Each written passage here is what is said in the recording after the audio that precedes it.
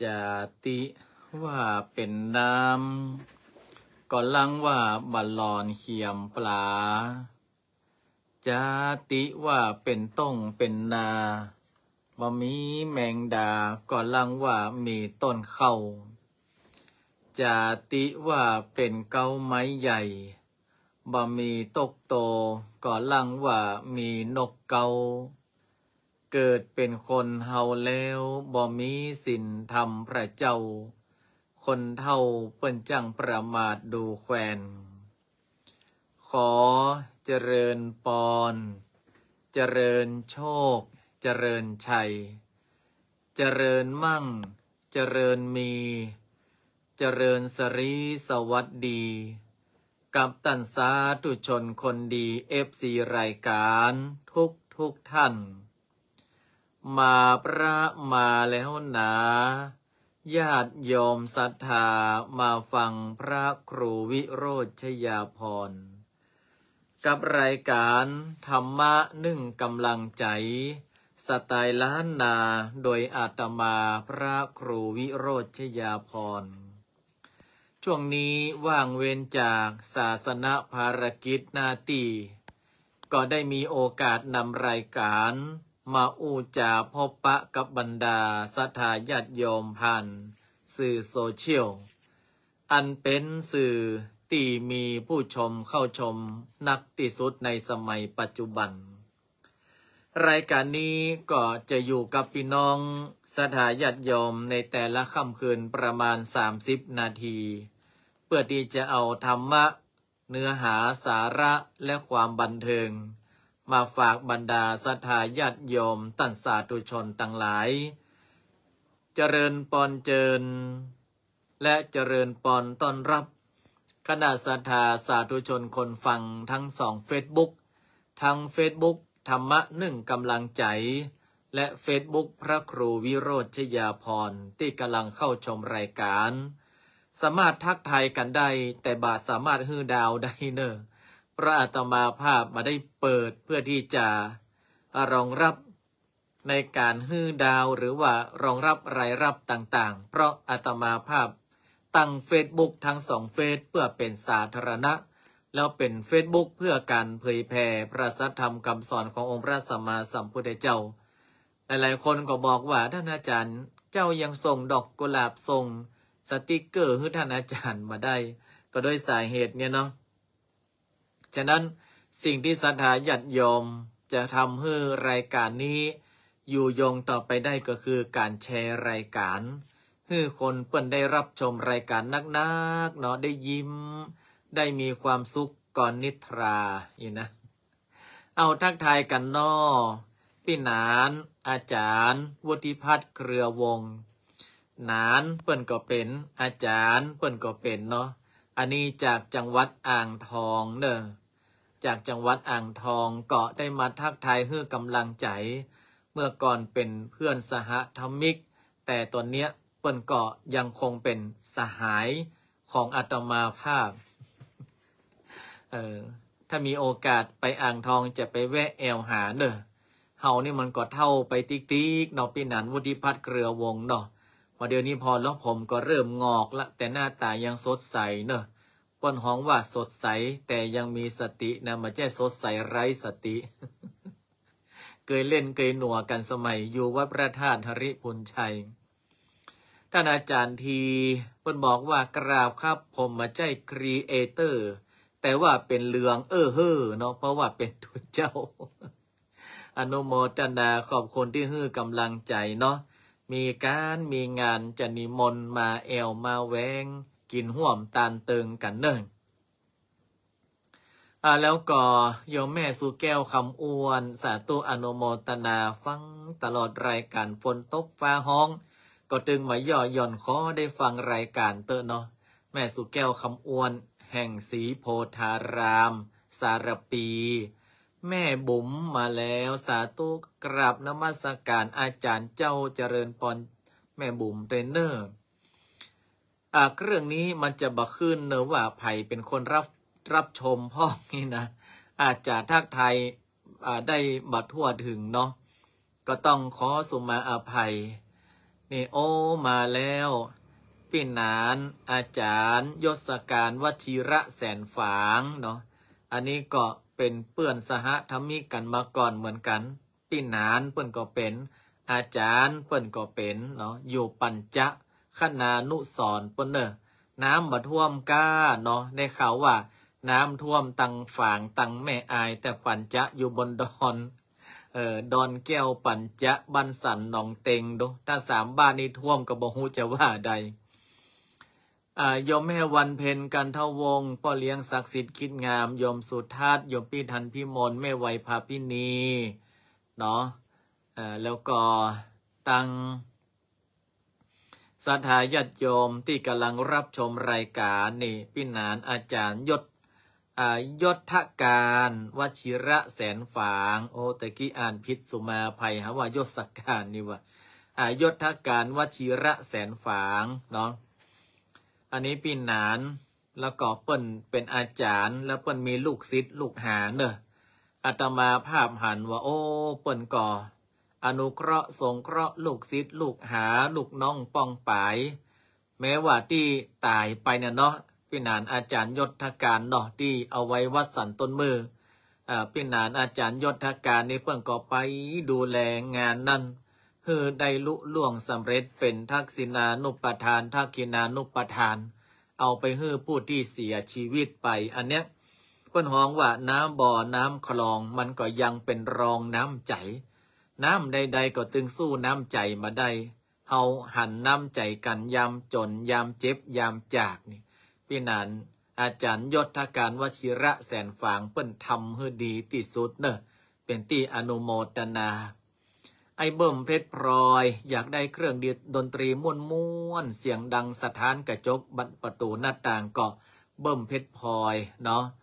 แอดมินธรรมะคลื่นสีขาวก็สามารถแชร์ไปเนอท่านแอดมินธรรมะคลื่นสีขาว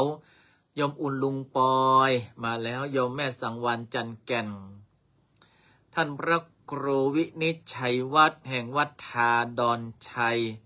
เป็นพระนักพัฒนาและดำรงคงไว้ซึ่งหัตถกรรมในการลงรักปิดทองพระพุทธรูปต่างๆเทพเจ้ารวมไปถึงการที่เราจะปิดทองอันอย่างนี้ก็ท่านพระครูวินิจฉัยวัดเปิ้นมีศาลารับรองเรียบเนียนเนาะแล้วก็มีความสวยงามนี่โอ้วันนี้อาตมาภาพเป็นพรีเซนเตอร์ขึ้นหลายท่านนะเก็บมาคนสาวแต่กี้หันแม่พิชยาวงพมิตรมาแวบๆมีไหนฮะล่ะทักทายกับอาจารย์วันธนีวงพมิตรตัวนอโยมแม่ศรีวันโชคดวงดีนี่อันนี้แม่เลี้ยงมากล้วยกาเนอะนี่นะพันอันยังก็โยมแม่ศรีวันโชคดวงดี เปิ้นก็เอามาปั้นอาตมาภาพและพระสงฆ์องค์สามเณรได้ฉันอยู่กล้วยกานี่นะหรือว่าฝรั่งนี่อร่อยเหมือนกันเนอะก็ถือว่าเป็นการประกอบสัมมาอาชีพเนาะแห่งอาชีพหนึ่งในด้านเกษตรกรรมทำสวนฝรั่งเอาละศรัทธาญาติโยมท่านสาธุชนอาตมาภาพได้ไปหันข้อคิดคำคมจากเพจของพระเดชพระคุณพระเทพวชิระวาทีท่านอาจารย์เจ้าคุณพระเทพวชิระวาทีเนี่ยท่านเป็นนักคิดเป็นนักเขียนแล้วก็เป็นนักเทศอาตมาภาพก็ติดตามข้อคิดคำคมเปิ้นมาโดยตลอดพระคุณได้เจ้าคุณพระเทพวชิระวาทีท่านได้กล่าวเอาไว้อย่างน่าสนใจว่าคนที่เฮาควรเข้าใกล้เนี่ยมีกี่ประเภทณปัจจุบันเนี่ยเฮาจะรู้ได้อย่างใดว่าคนนี้ควรใกล้คนนี้ควรไกล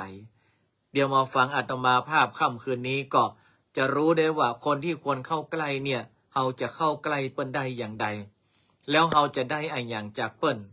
แล้วก็จะมีธรรมชาดกโดยลุงใจและไอ้แซมในค่ำคืนนี้ตัวรับรองม่วนๆเนาะฝรั่งกิมจูนี่อันนี้เป็นชื่อพันธุ์ของบักกล้วยกาเปิ้นเด้อฝรั่งกิมจูโยมแม่สมบูรณ์มาจะมาแล้วอันนี้จากดงปลันฝางเนาะสาวลำพูนแก้วนันสาธุอนุโมทนา พระเดชพระคุณพระเทพวชิระวาทีท่านได้กล่าวว่าคนควรเข้าใกล้1คนเก่ง2คนดี3คนมีความสุขคน3ประเภทที่เราควรเข้าใกล้1คนเก่ง2คนดีแล้วก็3คนมีความสุขโอ้ไอ้น้อยนิ้วทองคำเทพชัตเตอร์ถ่ายภาพทั่วราชอาณาจักรคิวยาวเหลือทุกเจ้าก่อนขนาดอาตมาภาพมีคิวเตดยังมาเต้าคิวไทยโฮบของไอ้น้อยแต่นะ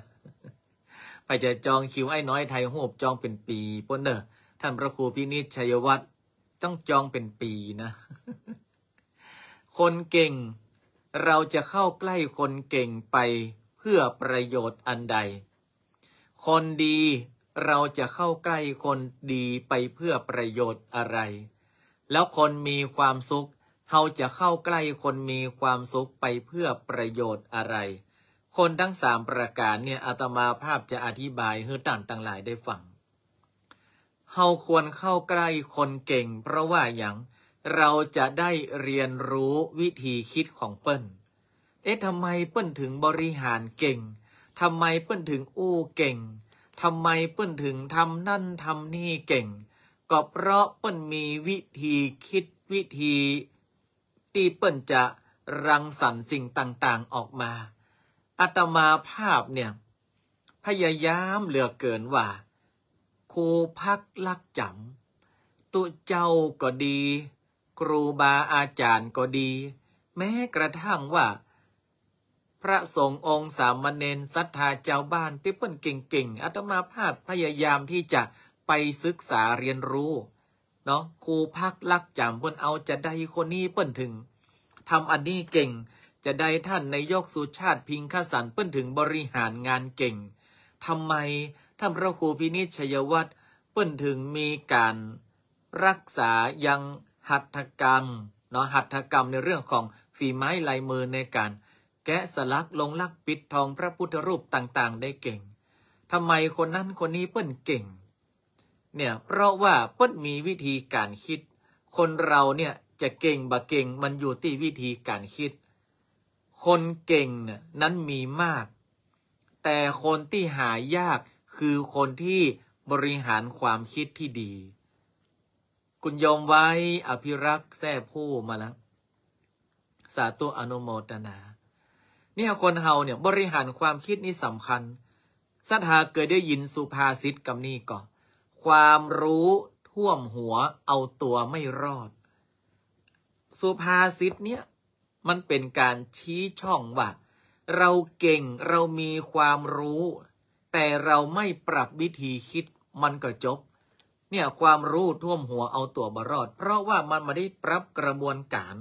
มาได้ปรับวิธีการคิดอาตมาภาพเนี่ยได้พยายามที่จะสื่อให้ศรัทธาญาติโยมต่างหลายได้หันอยู่ตลอดเวลาว่าการที่เฮานั้นเนี่ยปรับกระบวนการคิดสักนิดหนึ่งมันไม่ใช่ว่าเป็นการป้าฮ้องว่ามันไม่ใช่ว่าเป็นการเสียศักดิ์ศรีนะบางคนเนี่ยศักดิ์ศรีกำคอบางคนเนี่ยเอาศักดิ์ศรีมาแขวนคอจนทำให้กระบวนการคิดเนี่ยมันยึดติดสุดตรงไปหน่อยหนึ่งก็เลยทำให้มันไปโดยสังคมที่มันเปลี่ยนแปลงโวยไม่ทันนะตามสังคมไม่ทันตายอย่างเดียวภาษาวัยรุ่นว่าฮ้องตุยลีเย่ภาษาสมัยใหม่ฮ้องตุยลีเย่ตายฉะนั้นคนที่จะอยู่รอดในสภาวะสังคมปัจจุบันคือคนที่ปรับความคิดปรับกระบวนการคิดให้ตันไปกับสภาพสังคมปัจจุบันยังอาตมาภาพเอารูปปริศนาธรรมแต่ไม่ได้ส่งเสริมให้คนไปฆ่าสัตว์ตัดชีวิตนี่บอกไว้ก่อนเป็นรูปชายคนหนึ่งนั่งตกปลาแล้วบริเวณที่ชายคนนั้นนั่งตกปลาเนี่ยบ่มีปลาซักตัวชายคนนั้นก็นั่งตกปลาไปจากนั้นนะจะนั่งตกปลาอยู่ริมตลิ่งอย่าน้อยคุณโยมยำอานณัฐพลเนาะแปลกใจเสียจริงปลาไม่กินเหยื่อเพราะด้านหลังของชายนั่งตกปลานั้นเนี่ยที่ด้านหลังนั้นมันปลาเต็มไปหมดเลยชายคนนั้นก็ไม่ยอมที่จะยกคันเบ็ดไปจอมหรือว่าไปตกในขณะที่ปลาเต็มอยู่ด้านหลัง แต่ก็พยายามนั่งจำเบ็ดทั้งที่บะมีปลาเลยความคิดของคนเนี่ยถ้าเราไม่ยอมปรับเปลี่ยนความคิดเนี่ยตายอย่างเดียวสถาญาติโยมต่างหลายอย่าสุดโต่งมากจนเกินไปขณะองค์พระสัมมาสัมพุทธเจ้าเนี่ยพระองค์ยังทรงตรัสรู้ด้วยวิธีการที่ว่าโดยพระองค์เองมาจากอย่างมาจากจุดเริ่มต้นคือการฟังพระอินทร์มาดีดปินให้ฟังพระอินทร์เนี่ยมาดีดปินดิดอันเนี้ยคือตอนนั้นน่ะกำลังบำเพ็ญทุกขกิริยาอยู่ใกล้ตายแล้วไม่ใช่ปรามาสนะใกล้ตายแล้วเพราะว่าอัศสะปัปภาสะระบบมันรวนไปหมดเลยอ่ะบึงบังพระอินทร์ก็มาดีดพินให้ฟังจนรู้ว่าทางที่ควรทำคือทางอย่างใดปรับกระบวนการคิดทันทีเลยพอปรับกระบวนการคิดได้เนี่ยก็นำไปสู่การตรัสรู้แห่งก่อนอันเนี้ยสำคัญศรัทธาญาติโยมท่านสาธุชนทั้งหลายฉะนั้นเราควรเข้าใกล้คนเก่งเพื่อที่จะเรียนรู้วิธีคิดเราควรที่จะเข้าใกล้คนดีเพื่อที่จะเรียนรู้วิธีการปฏิบัติศรัทธาญาติโยมทั้งหลายคนดีในสายตาของเฮามันเป็นจะได้คือคนที่ประพฤติกายดีวาจาดีและน้ำใจดีความคิดดีเฮามาพอภัยล่ะที่พอจะเป็นแบบอย่างเฮาได้อาตมาภาพกึดไปถึงพระบาทสมเด็จพระเจ้าอยู่หัวทุกๆพระองค์นะและพระบรมวงศานุวงศ์ทุกๆพระองค์แม้กระทั่งว่าเฮาได้ข่าวเนาะพระเจ้าน้องนางเธอหรือว่าเฮาฮ้องกันก็คือถ้าติดปากก็คือฟ้าหญิงจุฬาภรณ์เนี่ย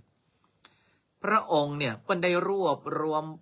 โดยบริจาคทรัพย์ส่วนพระองค์1 ล้านเพื่อที่จะเอาไปแปลงกำแพงกั้นให้มันรู้แล้วรู้รอดไปเหี่ยระหว่างไทยกับเพื่อนบ้านที่มันแบบพอดีแต่ใดเนี่ยแบ่งเขตให้มันชัดเจนไปเลยหลายๆคนก็ตุยพระองค์ท่านบริจาคเป็น100 ล้านหากพระองค์ท่านเนี่ยเปิ้นได้นำก่อน1 ล้านนะมาใจว่าเปิ้นเปล่าประกาศอย่างเดียวมาใจเปิ้นนำก่อน1 ล้านแล้วก็คนก็ตุยเปิ้นพ่อแม่การจะสั่งสอนลูกก็ต้องนำลูกเตียวในทางที่มันดี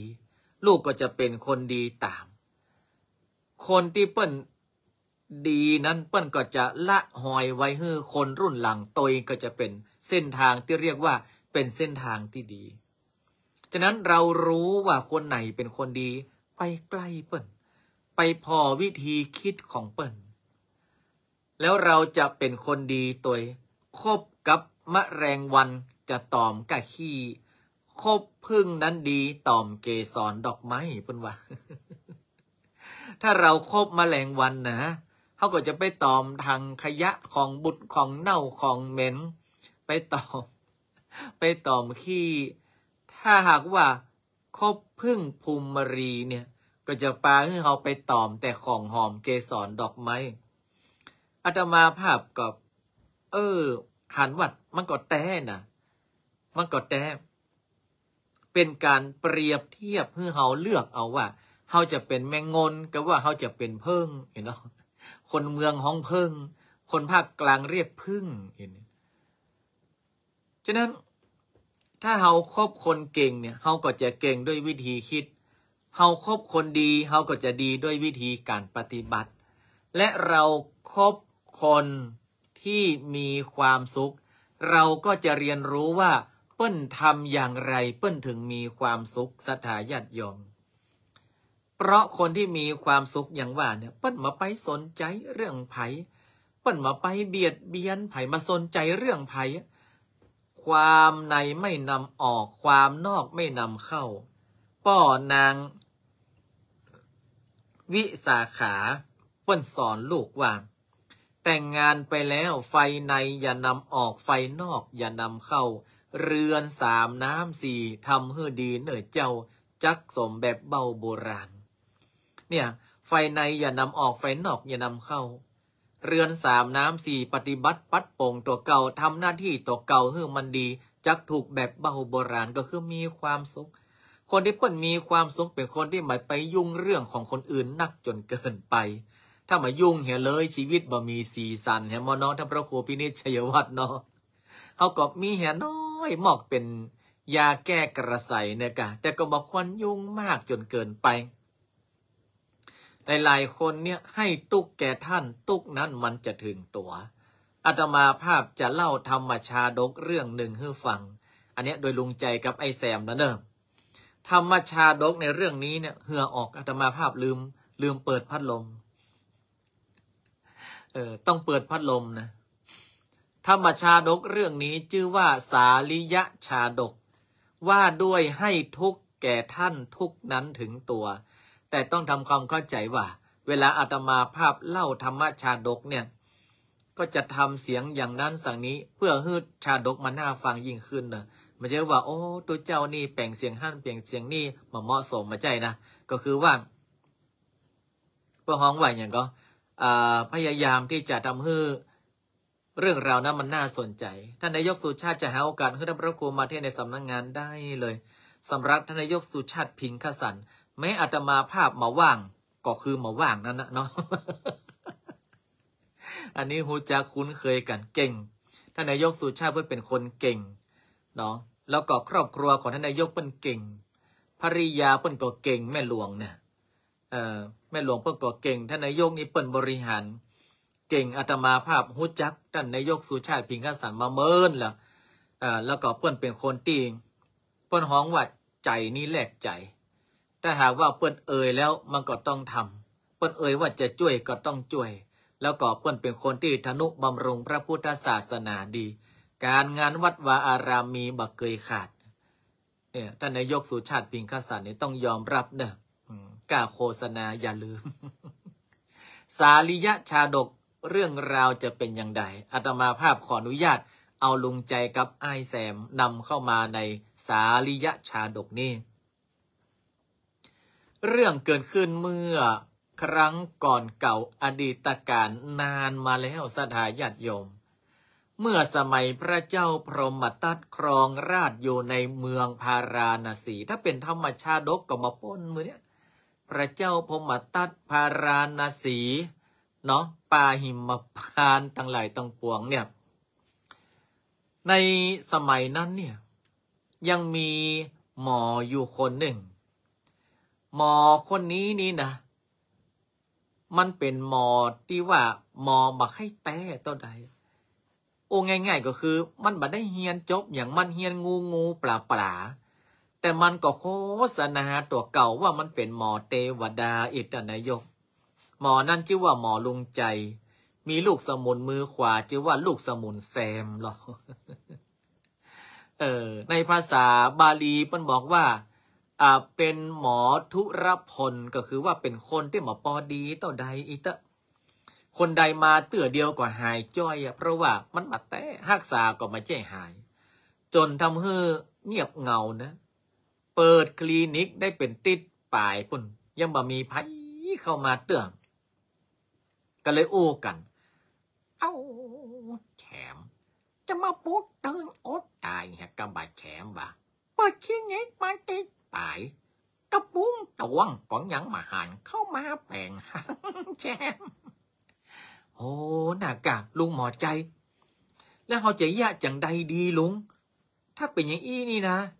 เฮาการคุณหมอติบโมงแน่ๆเลยอะพอเหรอ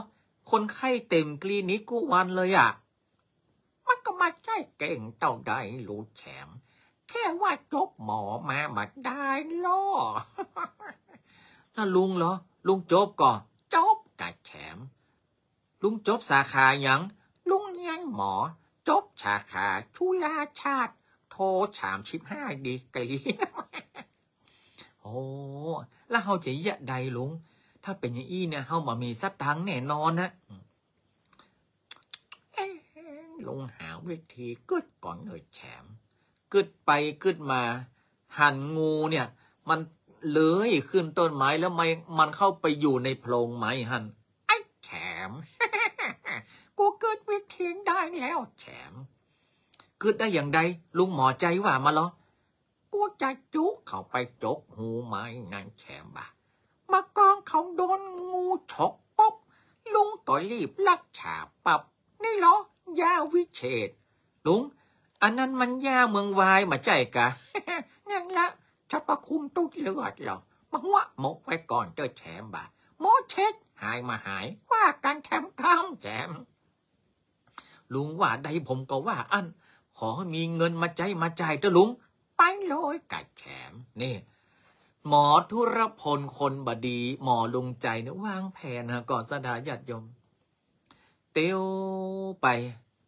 โอ้ไปปะใส่บะอ้ายคนหนึ่งชื่อไอ้แก้วก๊อกไอ้แก้ว ถ้าจับชื่อไผ่สุมาอาภัยเนอะไอ้แก้วก๊อกนี่เนี่ยอ๋อมันเป็นคนที่ช่วยงานหมู่บ้านจัดเดียวแต่ว่ามันมาให้ตันคนไอ้แก้วก๊อกเนี่ยลุงใจนี่ปะไอ้แก้วก๊อกมันตะลูกปากวางกูละหลอดแฉมเอาไอ้แก้วก๊อกเนี่ยมาแฉมบ่าโอ้อันเลยกะลุงใจอันเลยแฉมว่าแล้วลุงใจเตียวไปหาไอ้แก้วก๊อกโอ้แก้วก๊อกก๊อกก๊อกก๊อกก๊อกขอลุงใจไอ้แก้วเป็นคนมาใจเป็นไก่มาก๊อกก๊อกก๊อกใส่ยาใด มันยามแฉมไอ้แก้วก๊อกครับลุงใจลุงหมอใจ กูหูนาแก้วว่ามึงเนี่ยใครดันนกไปเลี้ยงแม่งก่อโอ้ลุงใจหูได้อย่างใดลุงหมอใจหูได้อย่างใดว่าผมแค่เลี้ยงนกแต่ผมมาได้ไปซื้อผมมามีชัดตังมาเป็นปัญหาแก้วแต่เจ้าลุงหันนกมันอยู่ที่โพงไม้หันนะบ่าเฮ้ามันฉีลวกไว้กว่ากะลุงกะแก้วกี่เปอร์เซ็นต์1,000,000%อันนี้ยังมืดไปจิกๆบ่าแก้วบ่าเอ้ามอนเช่าเต่าอย่างใดนี่เอ้าสอพ่อจังมันยังมันใจกว่าเฮนั่นน่ะเนาะเอาถ้าหากว่าลุงว่าแต่ผมเอาเนี่ยลุงเอาเลยแก้วกอบเอาเลยไอ้แฉมมึงตำย่าเมืองไว้เนาะบ่ามกละ500เนาะแฉมโหลุงยังมาเอาแหงแตะแหงว่านะนี่ว่าแล้วก็ไปไอ้แก้วก๊อกไปที่เกาไม้ที่งูมันเข้าฮะนั่นนะงูมันเข้าฮะนั่นเนาะโพรงมันมีหั่นไอ้แก้วก๊อกก็มันใครได้นกไปเลี้ยงมันก็ขึ้นไปป๊บมันเอามือเข้าซุกเข้าในโพรงหั่นนะไอ้แฉมเอาออกมาเลยบ่าหมกละ500แฉมโดนแน่ไอ้แก้วก๊อกไอ้แก้วก็กำเข้าไปโหอันนี้มันไม่ใช่คอนกหรือว่าตัวนกเนี่ยมันเหมือนมันกำจับคองูพอดีแล้วงูก็ชกมาได้เนาะไอ้แก้วมันกำกันได้ลุงใจงูลุงใจงูไอ้แฉมไอ้ย่ำเมืองไว้ไอ้แก้วมันสะดุ้งจักงูออกจากโพรงไม้คว้างออกไปแล้วคว้างไปดังใดมาคว้างมาตังลุงใจไอ้แก้วก๊อก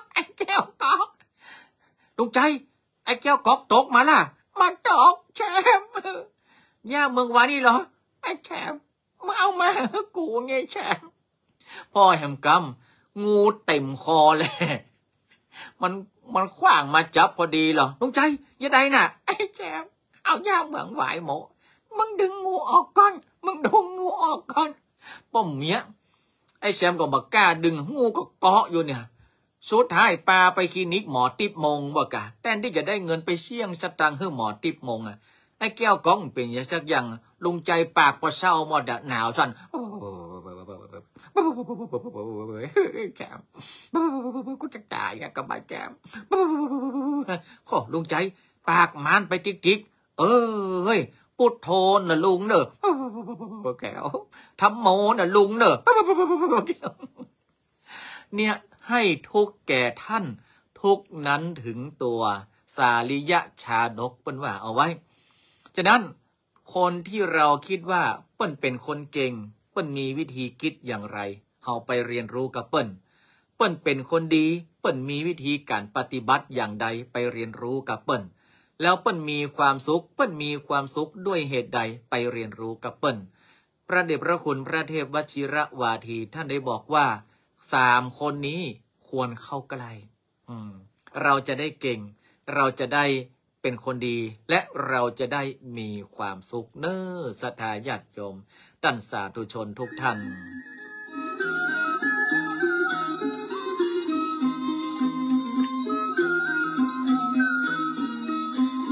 เวลาหมดเวลานออาจารย์มาภาพขอนำรายการจากลาก่อนไปก่อนเน้อสุขใดดีปอนใดอันประเสริฐเพื่อบังเกิดกับสถาญาติโยมทุกท่านท่านที่ฟังรายการท่านที่อยู่ต่างบ้านท่านที่แชร์รายการก็ขอให้ท่านโชคดีมีความสุขรับเป็นสุขตื่นเป็นสุขเจออาตมาภาพก็จะไปติวหนังสือให้กับสามเณรเนาะเพราะว่าพรุ่งนี้จะสอบในวิชาพุทธประวัติก็จะติวหนังสือแล้วก็จะปาให้สำเนียนนั่นได้พักผ่อนจำวัดพรุ่งนี้เตรียมตั๋วในการสอบนักธรรมตรีเป็นลำดับไปสำหรับค่ำคืนนี้จบดีมีความสุข111บุญรักษา